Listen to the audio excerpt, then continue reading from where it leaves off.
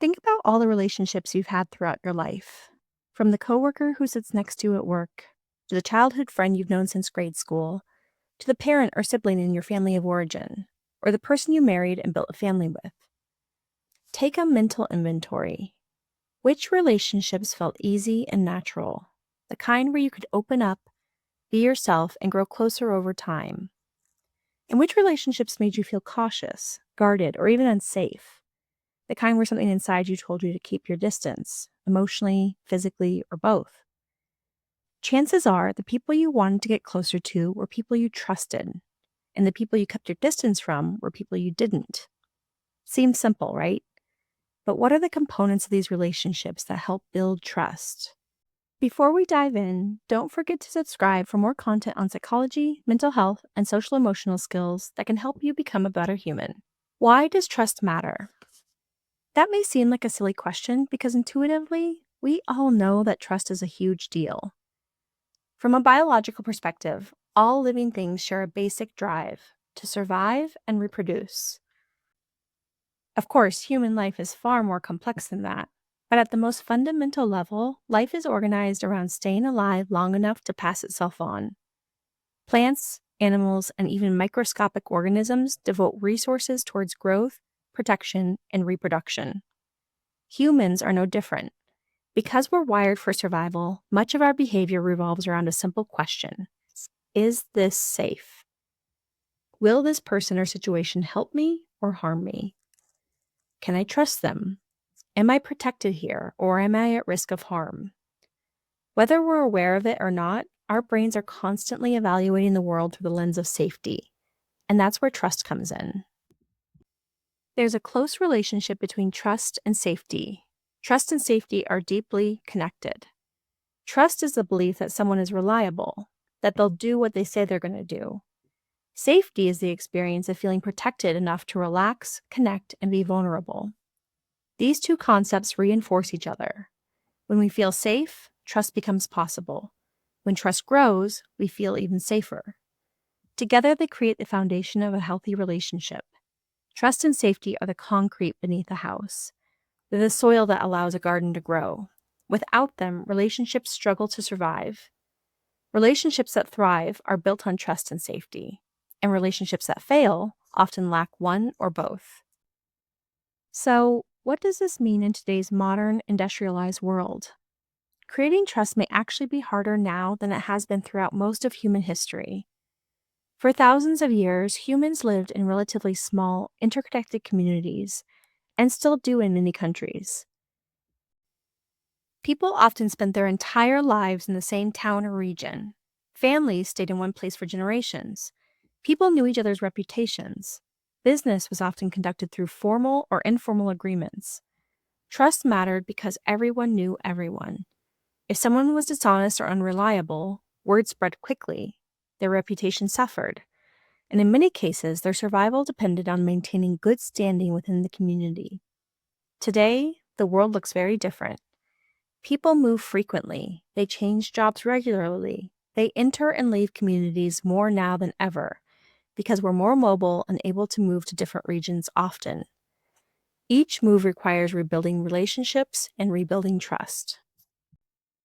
In the United States, workers change jobs roughly every 4 years, meaning many people spend their careers repeatedly starting over with new coworkers, managers, clients, and organizations. At the same time, trust in institutions has declined. People feel uncertain about governments, media organizations, educational systems, religious institutions, and large corporations. And finding and building romantic relationships and friendships has become more difficult than ever and has been largely relegated to apps or social media. The digital age has given us incredible benefits. We can communicate instantly, we can access information from anywhere, we can connect with people all over the world. But these same technologies have also made it easier to spread misinformation, manipulate public opinion, and run sophisticated scams. Artificial intelligence, or AI, has added another layer of uncertainty and distrust. More than ever, people find themselves asking, is this real? And who can I trust? It's no surprise that trust has become one of the most valuable commodities in the world. We're in a crisis of trust. Many people today feel anxious, confused, and uncertain. Social media keeps us connected in some ways, but it can also leave us isolated and disconnected in other ways. We're spending more time interacting through screens and less time interacting face to face, which makes it even harder to build trust. Childhood once involved neighborhoods, bicycles, playgrounds, and face to face friendships. Today, many childhood experiences take place online. This is what Jonathan Haidt talks about in his book, The Anxious Generation, and argues how much this is negatively impacting upcoming generations. This shift appears to be having profound effects on mental health, social development, and well-being. In many ways, we're experiencing a crisis of trust. We're longing for relationships where people show up for one another. We're longing for workplaces where employees feel supported and invested in. We're longing for communities where people feel known and understood. We're longing for institutions that act with integrity and our best interest. And we're longing for honest interactions in a world increasingly filled with deception, inauthenticity, and quick transactions. So how do we create more trust? This requires us to examine how trust is built in the first place. Research from the Gottman Institute, a research lab in Seattle, Washington that studies relationships, suggests that trust isn't built through grand gestures. It's built through small, what may seem to be insignificant moments. Doctors John and Julie Gottman call these sliding door moments. In these moments, we make a choice. We can turn toward another person, or we can turn away. When someone shares something important, do we listen? When someone reaches out, do we respond? When someone needs support, do we show up? Trust grows one interaction at a time. No single moment usually determines the fate of a relationship. Instead, trust is built, or eroded, through the accumulation of hundreds of small interactions over time. Think of it like a bank account. Every carrying action is a deposit. Every betrayal is a withdrawal. Over time, those deposits and withdrawals determine whether you have money in the bank of your relationship or if you're going bankrupt in your relationship.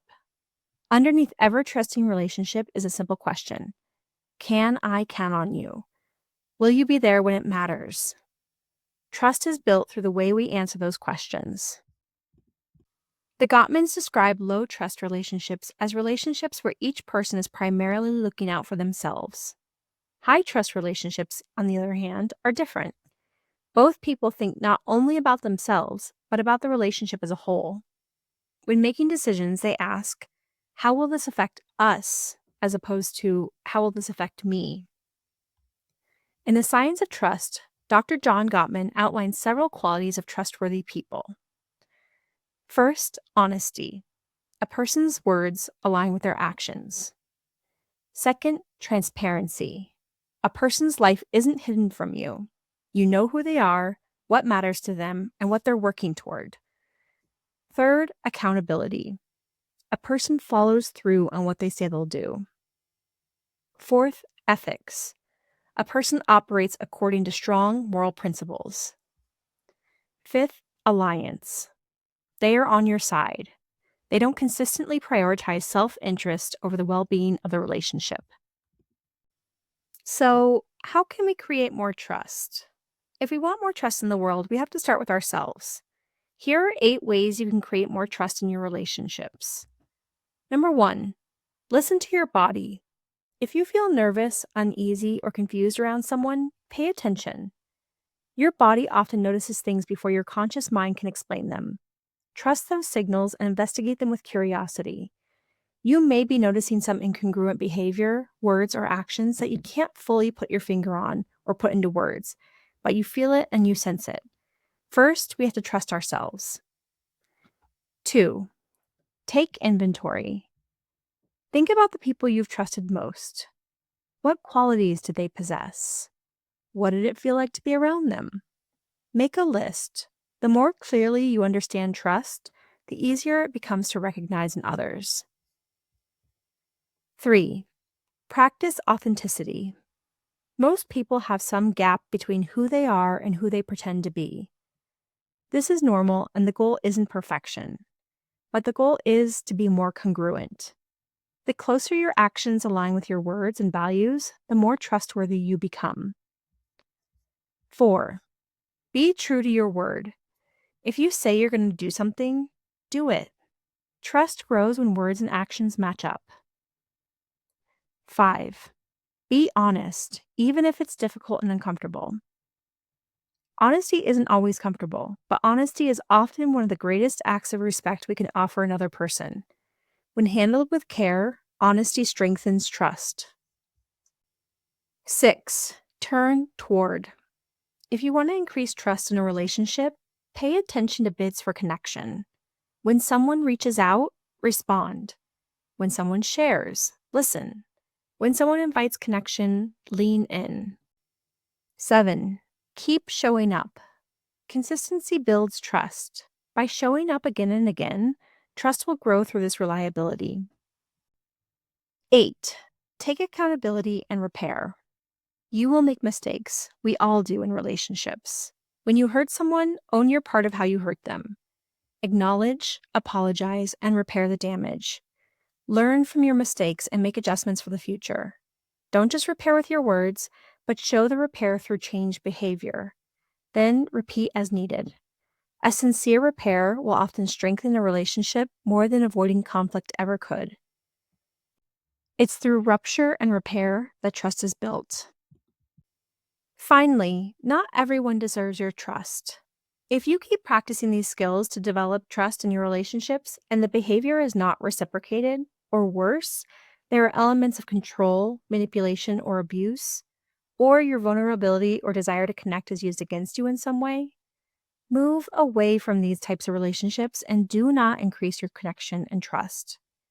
There are people, organizations, and situations in the world who do not have your best interests at heart and don't care if they harm you, or worse, are seeking to take advantage or hurt you. When this type of toxic behavior is present, it's important to protect yourself and move safely away from these people or organizations, and put as much space between you and them as possible. Overall, trust takes time, and it should.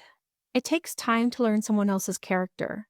It takes time to see whether they are honest, reliable, accountable, and consistent. Trust is difficult to earn and easy to lose, but it is the foundation upon which every meaningful relationship is built. The good news is that trustworthiness can be practiced. We can become more trustworthy ourselves, and we can learn to recognize trustworthiness in others. Don't forget to like, comment, and subscribe so you never miss future videos on psychology, mental health, and personal growth.